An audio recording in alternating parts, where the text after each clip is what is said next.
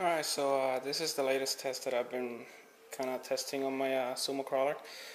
Uh, so you guys already know I've been testing all kinds of different motors for Sumo Crawler. The best results came from the cordless motor from that solar servo. Of course, you know, if you get a better quality servo, you'll better quality motor out of it.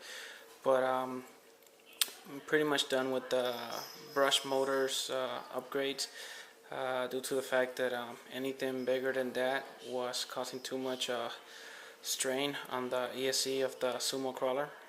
And I figure, you know, I got tired of burning ESC, so I guess that's as high as you can go with the stock Sumo ESC as far as power goes from a brush motor. Now, this is not for everybody what I'm about to show you. It's going to take a little bit more investment, and it's a little trickier. What I've done here is I've turned this Sumo into a brushless Sumo. Now, a lot of people have tried that with the lossy micro crawler, and they've had some issues, mainly because of the motor selection, I would think. Okay, that's my guess. The reason I say that is because this is a size comparison on the motors that I'm about to show you. This right here is the stock Sumo crawler motor. This is the long can motor.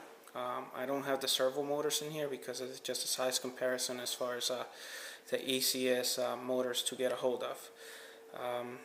This one's stronger than this one, slightly slower. Not a big difference, but it is a little bit stronger, so it kind of works out. It's really cheap. You can get this one for like $6 or $7 on eBay. Now, this is what a lot of people have been using, the Celeron lossy brushless motor.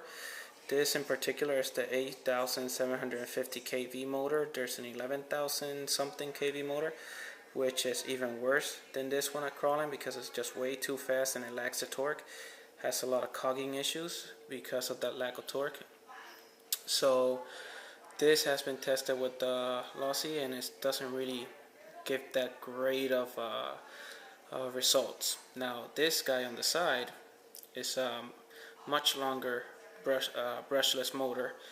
It still holds the 12mm width that lossy motor has, and it has a lot more power. Now, biggest difference is not the power itself, which yes helps, and you know it's a lot more than this one, but the fact that it's only 4,500 kV.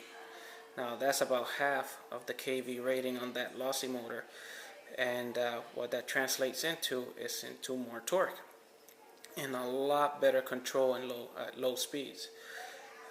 This motor is what I actually got on my Sumo right now. As you can see, it's kind of pushing it as far as size goes. That is right up there against that that servo. It's not touching, but it's pretty darn close. Now, fits in there still though, as you can tell.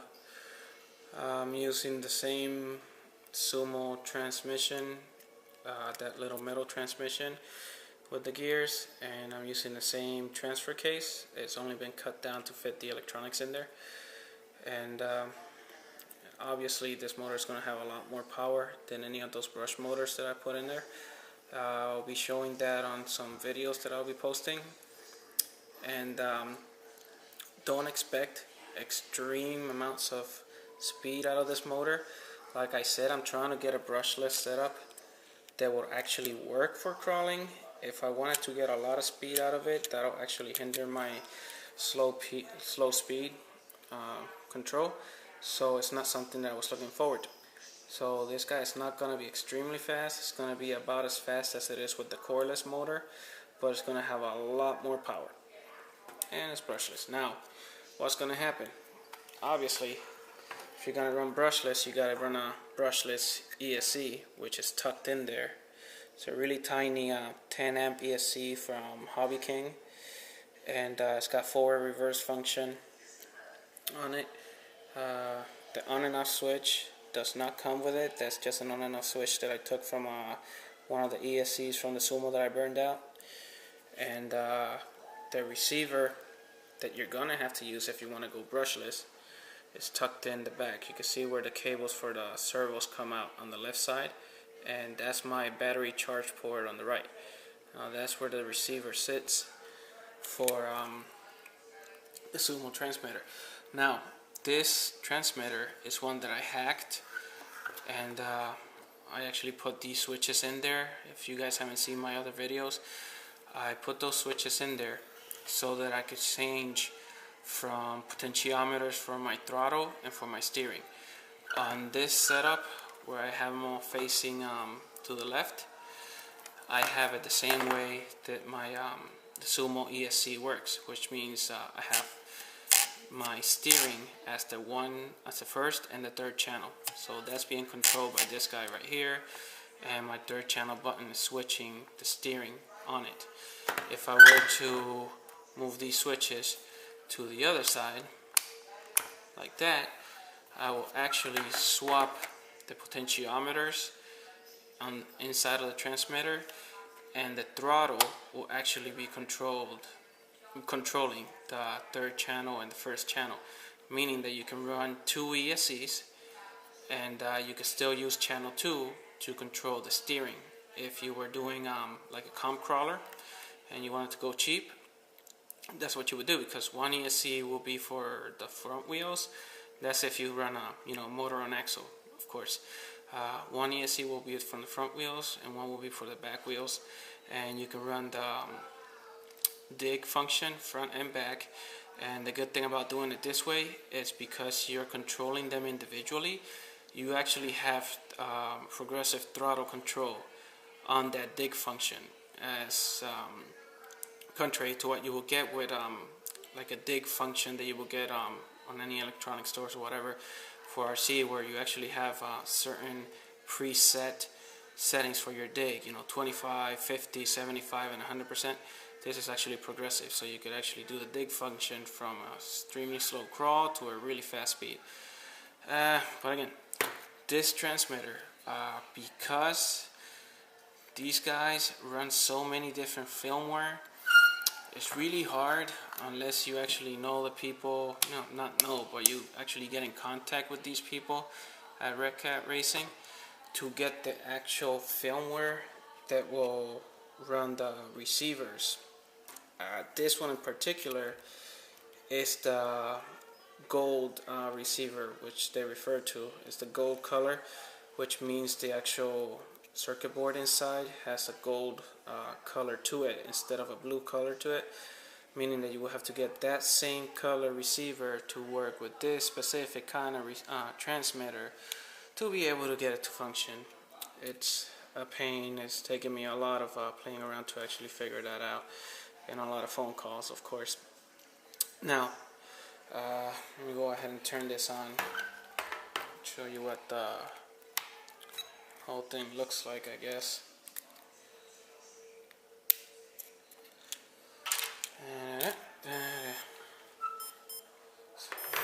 Here we go. Alright, so let's try to go slow. Now, it is brushless, so of course it's not going to be as slow as it was with the brush motor. I could play with the gear ratios in there and get it to be a little bit slower than that. But I think this will be slow enough to what I wanted. When you actually get it to crawling in the rocks, the restriction of the rock itself and it going up is going to slow it down a little bit more anyway. But as far as speed goes, it's pretty fast. And again, this is a crawler. It's not meant to be extremely fast, but you do need a little bit of wheel speed when you're trying to get out of some sticky situations.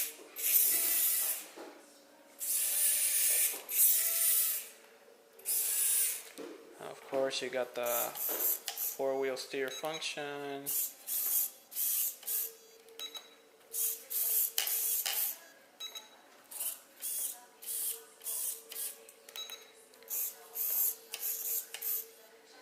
And also another thing I wanted to throw out there, I'm using a different kind of servo for this setup because I had something else in mind. These are actually Corona servos, This one in particular is the DS939 high voltage. That's what the HV stands for.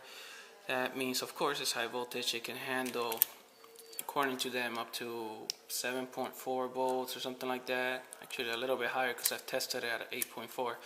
But anyways, the reason I'm running those high voltage servos is because I wanted to run the servo off the receiver itself and all that kind of stuff, but in reality I don't need it because that ESC has enough output to be able to handle both servos. So I guess I kind of went overboard with the servos, but I'll just keep them in there just because they run so much cooler at this lower voltage level and I don't have an issue with them.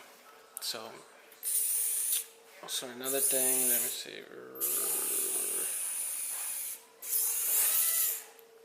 I don't know if you guys have noticed, it's actually slightly faster on reverse.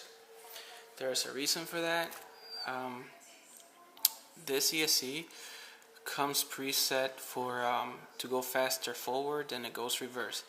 Now what happened was I actually inverted the cables to the motor to make it spin differently so that it will actually, the ESC is sending more power on reverse instead of forward. The reason for that is I don't want it to be as fast going forward. I actually wanted to limit it a little bit. That it's the same function as if you set the percentage, the forward percentage on the transmitter, but because I didn't want to play with all that, I just wanted to keep it preset, so I made it to where it's a little bit slower going fast than going reverse. A lot of people are not going to agree. They're going to want more wheel speed going forward, but that's just the way that I crawl. You guys can obviously make it run the way that it's supposed to run. Anyways, I'll have some running videos. Oh, sorry, forgot to tell you one thing.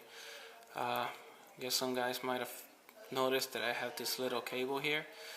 It's actually kind of like a rubber band. It's not a rubber band, but it's an elastic band. The reason I put that in there is because when you're running a droop setup and you go high up on a rock, what you tend to have is the body flipping back because there's no spring tensions anywhere and there's nothing to stop it from going back. And when you do that, you get a lot of the weight of the vehicle back here past the center of the vehicle, which makes it want to tilt over backwards. Having that little bit of resistance there with that elastic keeps that body from going backwards. It actually keeps it set. Now you gotta be kind of careful the way you set that up, because if you set it too tight, then the wheels are not gonna come all the way down. So you gotta play with the weight on your wheels to be able to overcome the elastic tension so that you get full extension when you're actually going over the rocks, but you want it to be tight enough to hold the body weight as you're going up. One way you can see that, if you can notice here, I have it flipped upside down, but the body is not falling down.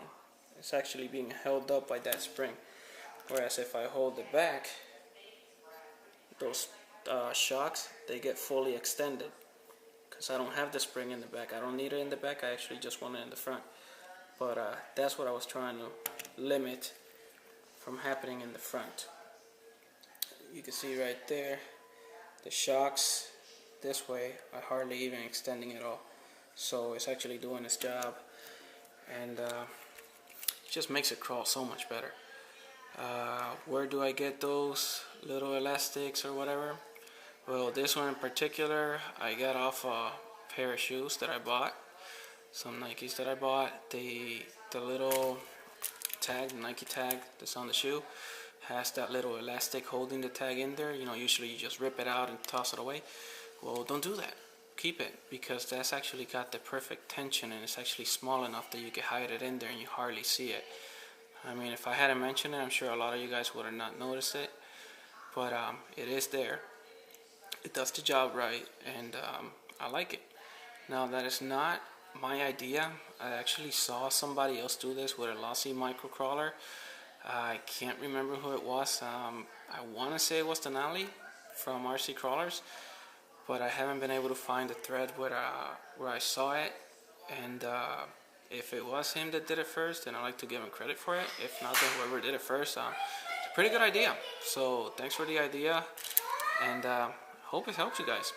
Again, 250 milliamp battery, one cell on each side, 10 amp ESC from Hobby King, Redcat transmitter and receiver to be able to run the four-wheel steering with my modded transmitter, and tires. I've already proven that these tires are not all that good. I'm only have them on because I like the way they look, so for the video it kind of looks cool, but these tires suck. And Corona servos, high voltage servos, that's what I'm running, and 4500 kV brushless motor from Hobby King as well. This one is really hard to get, so if you ever get it in stock, buy it. Okay, it's only like $9 or something like that. Stock Sumo motor, long can motor, it's about $7 on eBay. Lossy Celeron motor, which has been proven before not to work for crawling because of the cogging issues. This one does not cog at all with the ratio that I'm running. So pretty amazing. Love it. I'll show some running videos a little bit later. Thanks for watching, and that's what it looks like.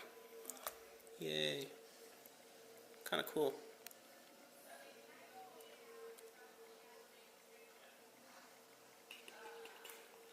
Ooh, articulation.